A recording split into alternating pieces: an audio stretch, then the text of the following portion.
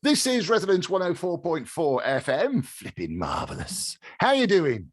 Tis I, Nicholas of Hennegan, coming at you once again on not only on the radio, but we're also, of course, we're recording this visually, you lucky people. So you might be watching us on YouTube or, of course, on bohemianbritain.com or on the Literary London podcast at where are we? I don't know, London Literary Pub Crawl. It's all over we're everywhere. And this week I am delighted to welcome someone who is just such a polymath, I think is probably one way of describing him, a massive talent, and also sir, he was my teacher, so I'm very, very, very respectful to him. So Julius Green, thank you, Dr. Julius Green now, of course.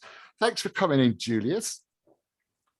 We've got an incredible, loads to talk about, really. So you're a theatre producer, fair to say, one of the top theatre producers, certainly in the UK, and you're also an author of note now, having written 3 books. One, perhaps not surprisingly, called How to Produce a West End Show. The other, slightly more surprising, is Agatha Christie, A Life in Theatre. In fact, I'm showing the cover now, so if you're listening in stereo, you can see that. And even more surprisingly, perhaps, a book called Stars and Spies, co-written with Christopher Andrew. So let's just can we talk about the day job for a bit, Julius, as a theatre producer? Yeah. So what's your background and how did the producing start? Well, I started producing because I wanted to be an actor and director, and nobody else would employ me. So I had to set up a company as a vehicle for my own work. We did a lot of work. I did the Edinburgh Festival Fringe a lot and London Fringe Theatres, which is a great place to cut your teeth as a producer and director. And after a while, I found that I was so busy producing the work that I didn't have time to direct it and act in it anymore. So I was quite happy to hand over those roles to other people, and I grew a little company, and that became a bigger company.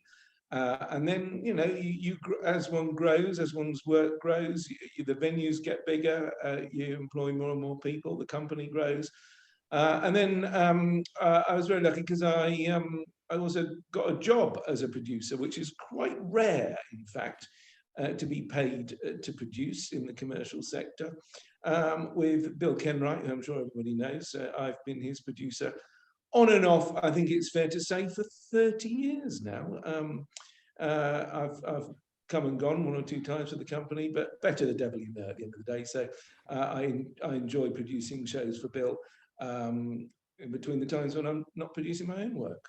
And Bill Kenwright's had some massive shows. Perhaps Blood Brothers is certainly one. I know that I tweeted something and there was a little storm around people on Twitter that support Blood Brothers. But you've done all sorts. I always remember as well, we were in Edinburgh at the Edinburgh Festival and there was a show called Saucy Jack and the Space Vixens, which I think you picked up on and you brought to London and kind of built a pub to put it in or something. Yeah, well, me and my then business partner, Ian Hennegan, produced Saucy Jack and the Space Vixens, which we picked up from the Edinburgh Fringe and developed. We took it into the West End and we bought a nightclub for it. So it was a sort of immersive theatre event long before that became cool and trendy. So it was an interactive nightclub, intergalactic space experience, which went down very well. It ran for a couple of years, was very successful. It's now performed all over the world. And it's funny you should mention Blood Brothers, because just last week we launched the 9 millionth UK tour of Blood Brothers, well, it's something like that, and with a new cast. And in fact, we staged it last autumn as well, immediately after all that lockdown nonsense finished. So Blood Brothers is still going strong, still on tour, and has a lovely new cast at the moment, just playing at the Theatre Royal Windsor. So my day job, I was putting that together last week. Funny you should mention it. A lot of people will remember that, the Phoenix Theatre in London's West End. It was there for a long time, wasn't it? And yes. What about what about the educational background, the academic background, now that you're a doctor? Because you weren't when I knew you. You were just sir. I completed my PhD on the plays of Agatha Christie at Goldsmiths. So that was based on a lot of the research that I did for the book, Agatha Christie, A Life in Theatre. And yeah, I just decided it was time to get my PhD. So I cashed in a lot of work that I'd done, a lot of research, wrote a little thesis, and very much enjoyed being taught by the head of history at Goldsmiths, and had a great time. And I've got PhD, so it's great. Well done. I'm very jealous. I mean, and so Agatha Christie, where did your interest first, where was your interest first piqued, as it were, by Agatha Christie? Because you also did stuff with Ken Wrights, didn't you, and the Agatha Christie Theatre Company? Well, my first experience with Agatha Christie was when my own company was running a little theatre called the Palace Theatre in Westcliff. And we couldn't sell tickets for anything. Nobody would come to anything. But one day, a touring production of Agatha Christie's The Unexpected Guest turned up. And we sold every ticket. And I was like, I better have a look at this and see what this is all about. So I stood at the back with our artistic director, Roy Marsden. We looked at this rather second-rate production of The Unexpected Guest. I apologize if you were in it, anyone who's listening. But the audience just loved it. And I thought, this is really interesting, because I didn't realize as a theatre producer that Agatha Christie had this string to her bow. Obviously, I knew about the Mousetrap. So I said to Roy and I on the way back to London in the car, said, why don't we do a little season of Agatha Christie plays? And then, by the time we got home, we said, why don't we do every play that Agatha Christie ever wrote as a season? That would be quite a selling point. So I researched it the next day and discovered that at that point in time, there were about 25 plays that we knew that she'd penned, including one-act plays and rarities and unperformed ones. And we worked with Agatha Christie's estate and put together a 12-week festival, which became known as the Agathon, where we did 12 weeks of all of Agatha Christie's plays, as then known, in the main house in the studio at the Palace Westcliff, in daily rep. Imagine that, with a company of 23 actors. So it was great fun, and people literally came from all over the world, and we did sell every ticket. And interestingly, we got one performance of the Mousetrap, because we obviously couldn't get a license for the Mousetrap, but Stephen Whaley-Cohen, who was then producing it, very kindly allowed one performance of the London production to come to Westcliff, where they performed on a sort of composite set. And of course, it was the biggest audience the Mousetrap had played to in this country since it first opened in 1952, because the capacity at Westcliff was in fact bigger than their West End theatre. Oh, how marvellous. Yeah. I mean, because how long has it been running in the West End for those that have been asleep forever? It's been running since 1952, if you can work that out. Yeah. It's over 60 Blair years. Yeah. Maths is a struggle. Yeah, no, 60-something. Well, yeah. I know. I feel quite old, because I think the first time I saw that sign, it said 40th year. But anyway, I won't get it. That's one of the iconic signs of London, the number of years the Mousetrap has run. Yeah. And so, how did that? So presumably, you'd obviously, from the theatrical point of view, enjoyed a great relationship with her and her works. How did actually the book come around? Is it because of the success of your first book about producing a West End show? What was the story of it?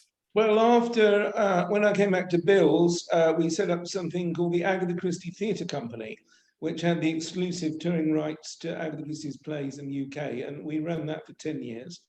And then I was invited to write an introduction to the 60th anniversary edition of The Mousetrap and Other Plays, which HarperCollins published. And I did a bit of research for that.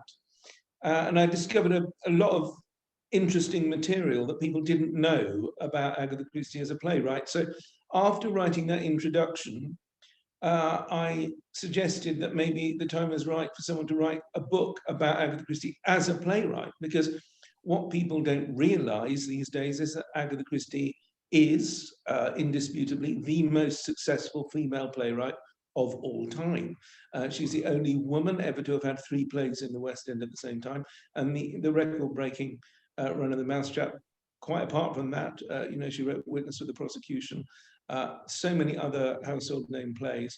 And people don't really give her the credit these days for writing the plays that she did. People assume that the plays are adaptations of her work by other people, as they often see on television. And confusingly, during her own lifetime, there were plays adapted from her books by other people. So I think this is where the confusion has possibly arisen. And some of those adaptations were not very good, whereas her work as the playwright, generally speaking, is first rate. Did you ever actually meet her? I'm trying to figure out when she departed. Agatha Christie. Did you meet her in the flesh, or had she? I didn't meet her in the flesh, but I worked very closely with her grandson, Matthew, who was a great source of information and gave me access to the family archive and all of the unpublished play scripts that they had stored there. I also found other unpublished work in America. So there's quite a lot of exclusive material in my book, which is why it's a mere 500 pages long.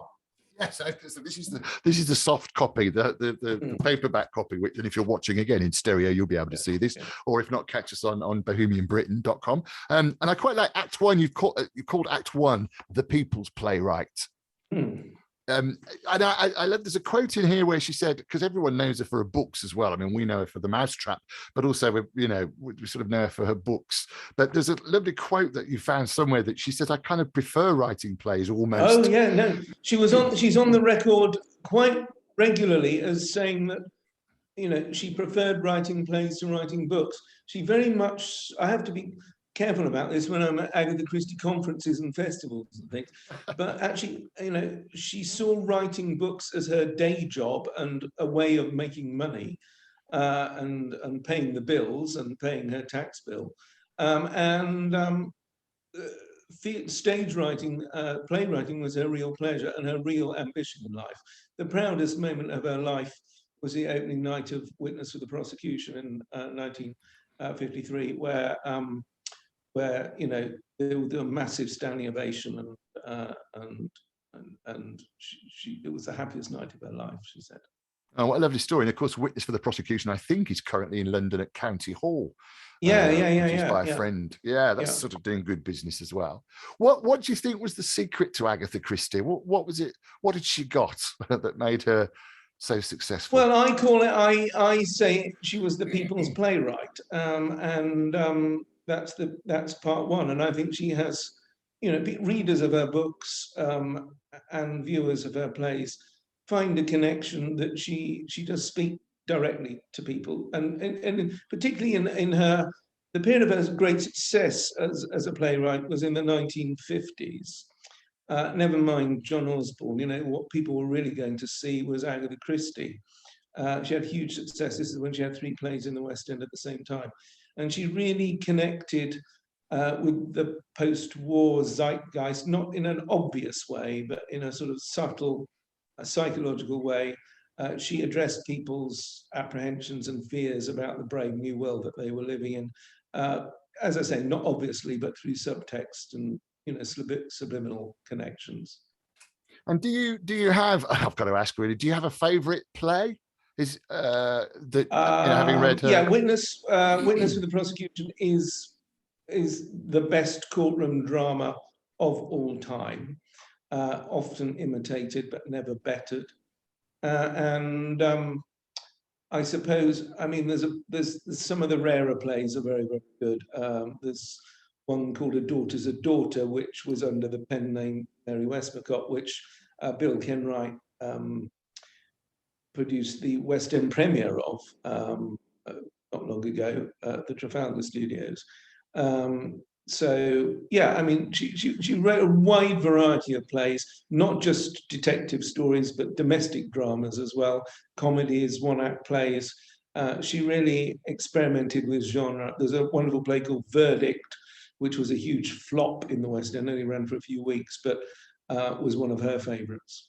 Wow, yes, I remember A Daughter's a Daughter. I saw it, actually. My friend Annie Wen was in it. It was rather marvelous. I'm Nick Hennegan, talking to Julius Green. This is Resonance 104.4 FM. Flipping marvellous. We're also, as I say, on bohemianbritain.com. Bohemian Brit, by the way, it's a bit of a joke. This podcast has been voted the #2 Bohemian podcast to follow in the world by a company called FeedSpot. And I suddenly thought, what's a successful Bohemian? Does it mean you eat 2 tins of beans in your garret while you're trying to create something? Anyway, so bohemianbritain.com, also on YouTube. We're talking to Julius Green, producer, author, and all-round talent, really. Excuse me, about his 3 books. I suppose the Agatha Christie one is a delight, actually. I mean, it's a real entertaining read as well, and it feels, if you don't mind me saying, I get the impression, it's a straight obvious, I get the impression you really like her, though. There's a lot of warmth in what could be a very technical book. Yeah, no, her character shines through, and I think her character, as I said, shines through probably more in her personality, shines through more in her playwriting than in her novels, because she invested very personally in her playwriting. And there's some really extremely interesting work that wasn't even published or performed, which I was allowed to quote from and publish extracts from. So the only place you can see this material is in this book, which has been a great privilege, and was an honor that I was given by Matthew and family, which is lovely. So plug for the book. The only way you can read some of Agatha Christie's unpublished material is in extract form in it. And there's a wonderful correspondence in the middle of the book with her producer, Peter Saunders, who was the Mousetrap man. He was the producer of the Mousetrap and all of her work after that. And he persuaded her to write Witness for the Prosecution as a stage play. She'd originally written a very short story, which she adapted. And she was in the Middle East with her husband, the archaeologist Max Mallowan, and Peter Saunders and her were exchanging correspondence about casting and finishing off the script and all of that stuff. And the correspondence was so witty and interesting and informative and good that I just stopped my own narrative for literally 30 pages and just published their letters, because they do it a lot better than I possibly could. Brilliant. And was it, so what gave birth, as it were, to your current book, or your latest book, Stars and Spies? And again, it's another book that kind of makes sense if you think about it, the idea of espionage and pretending to be something that you're not. Kind of makes sense. But what was the genesis of that idea? Well, it's that thing of you've got your, we published the Agatha Christie book, and then the paperback came out. It came out in America, and you twiddle your thumbs and go, what next? I mean, I'm not twiddling my thumbs as a producer because I'm working 24/7 as a producer, but that part of my brain's going, I want to write something else now. And I actually approached it. I always say to my producing students, as I think you don't start from the idea what's going to sell tickets. You start with the idea, what do I want to write? But actually, in this case of this book, I broke my own rules and thought, what do people want to read about? Well, they want to read about stars. And interestingly, they also want to read about spies. And I was living in Cambridge at the time because I did my research for the Agatha Christie book at Cambridge University. And I was part of a group which was an espionage seminar, intelligence seminar, intelligence in the sense of intelligence rather than intelligent. And we met every week to discuss behind the scenes spying and espionage material academically. And this was led by an extraordinary chap called Professor Christopher Andrew, who is one of the most prolific and respected authors of espionage and intelligence books, history books, very academic, highly respected. I was coming up with this idea for a book about espionage and show business. And I wrote to him and said, I'm looking for a collaborator. Could you suggest someone from the seminar who could do help me with the espionage bit? Because that's not my strong suit. I'll do the showbiz bit, and one of the people from the seminar could do. And I was expecting him to recommend a PhD student or something that I could work alongside.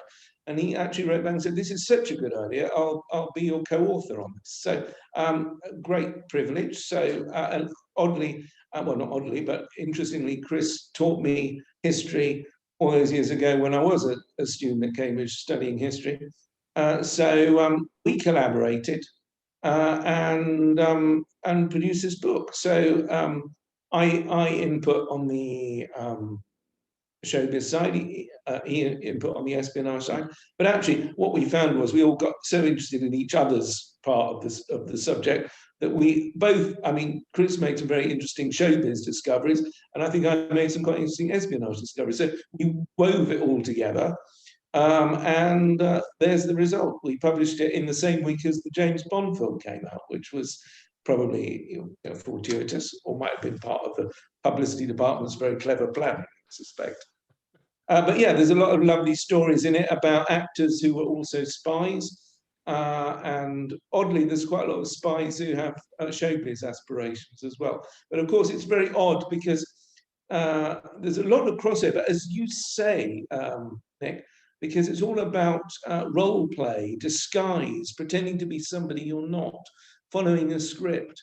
An undercover agent is effectively engaging in a piece of long-form role play of a quite extraordinary sort. And people have false identities, and it's very much the same psychology, which means that the roles have quite a lot of symbiosis all the way through history. So, you think about Christopher Marlowe, for instance, who spy, Mata Hari, Noel Coward, and so it goes on. And we found literally hundreds of examples where we could talk about the crossover. Now, it's